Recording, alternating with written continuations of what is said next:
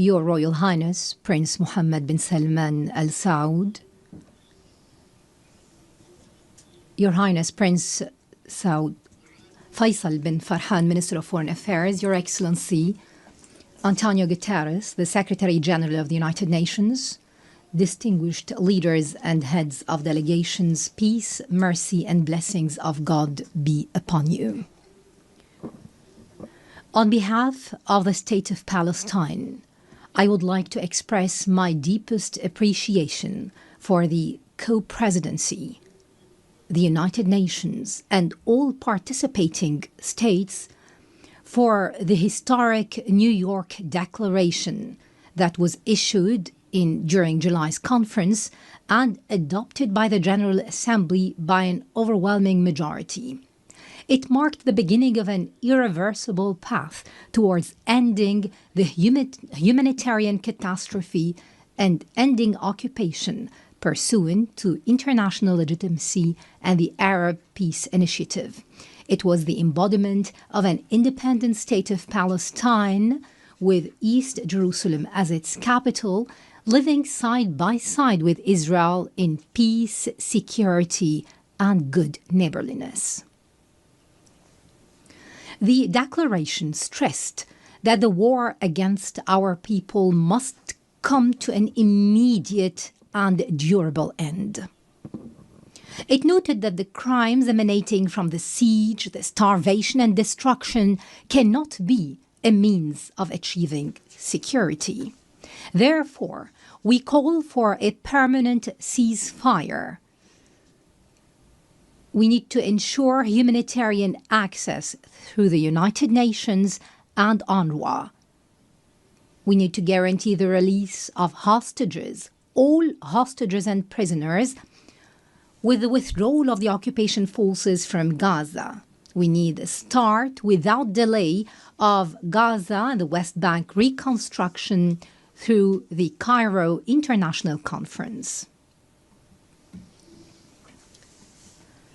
Your Excellencies, ladies and gentlemen, we would like to commend the Egyptian-Qatari-US mediation that tries to put an end to this war. We also commend the positions of Egypt and Jordan, who reject the displacement of Palestinians, a matter rejected by the international community as well.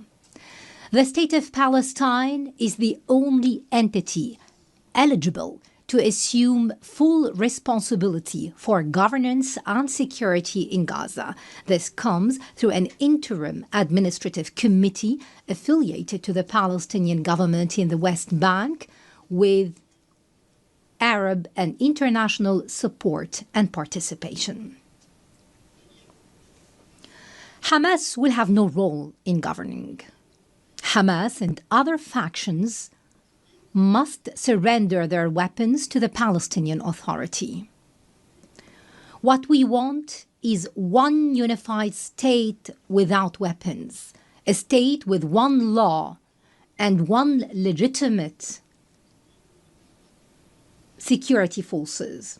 We stress our condemnation of the occupation's crimes. We also condemn the killing and detention of civilians, including Hamas's actions on October the 7th, 2023.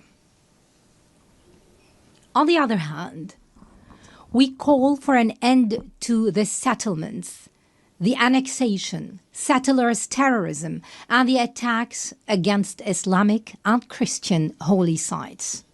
We condemn the occupation policies that isolate Jerusalem, Al-Quds, and expand construction on Area E1. We condemn the Israeli narrative on Greater Israel, which flouts international law. It represents a direct threat to Arab national security and international peace. This comes in addition to the brutal aggression against the sovereignty of the brotherly state of Qatar and other Arab countries. This necessitates a firm, deterrent international stance.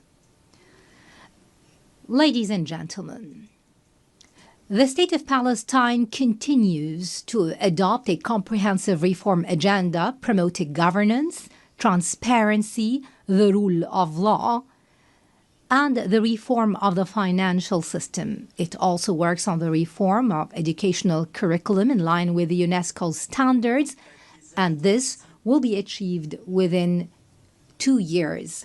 We're establishing a unified social welfare system after the abolition of all previous payments to the families of prisoners and martyrs. This system is currently undergoing international audit by a specialized international firm. We underline our commitment to organize presidential and parliamentary elections after the end of the war, and within 1 year. We will draft an interim constitution within 3 months to ensure the transfer of power from the authority to the state. This will ensure that no party or individual will participate unless they adhere to the political program and the international commitments of the Palestine Liberation Organization and the rules of international legitimacy. The elections will be held under international observance. Ladies and gentlemen, we desire a modern democratic state based on the rule of law, pluralism, power sharing, equality, justice, and the empowerment of women and youth. We commend the positions of those countries that recognized the State of Palestine. We call on those who have not yet done so to follow suit. We call for your support so that Palestine become a full-fledged member of the United Nations. We have already recognized the right of Israel to existence in 1988 and in 1993, and we still recognize the State of Israel. In this vein, I would like to thank France, Britain, Canada, Australia, and Belgium, in addition to Portugal, Luxembourg, San Marino, and Andorra, and other countries that have been mentioned by His Excellency, the President of France. And we recall with appreciation all 149 countries who have already recognized the State of Palestine earlier.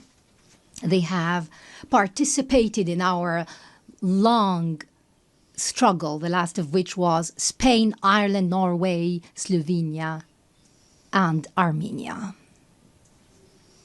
We would also like to commend the important role of the presidency of this conference, the Kingdom of Saudi Arabia and France, as well as Britain, in galvanizing more international recognition. We'd also like to thank all participating countries in this conference for their important role, issuing the New York Declaration and taking irreversible steps to bring about durable peace based on the two-state solution and based on international legitimacy.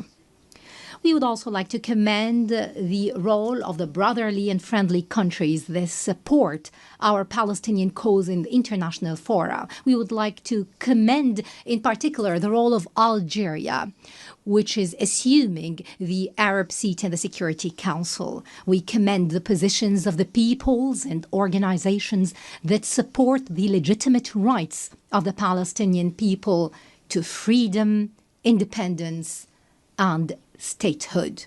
We reject any confusion, I repeat, any confusion between the solidarity with the Palestinian cause and the issue of anti-Semitism. We reject the latter, proceeding from our values and principles. We would also like to express our readiness to work with the US President Donald Trump with Saudi Arabia, France, and the United Nations and all partners to implement the peace plan adopted during this conference within a specific timetable with international guarantees and monitoring. This would open the gates towards a just peace and comprehensive regional cooperation. In this regard, I call upon Israel to immediately sit on the negotiating table, to put an end to this bloodshed and bring about just and comprehensive peace. And I address the Israeli people saying, our future and yours banks on peace. Enough violence and war. Our generations deserve to enjoy freedom and security. Let the people in our region live in durable peace and good neighborliness.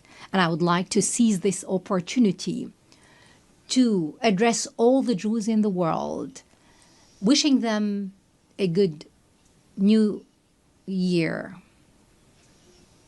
And to our patient Palestinian people in their homeland and everywhere, I would like to tell you that the dawn of freedom and liberty is coming, no doubt. That day, ladies and gentlemen, is the day of the State of Palestine and the start of the peace process in the Middle East. We hope that we will call very soon to an international conference that will bring about this matter. Peace and blessings of God be upon you.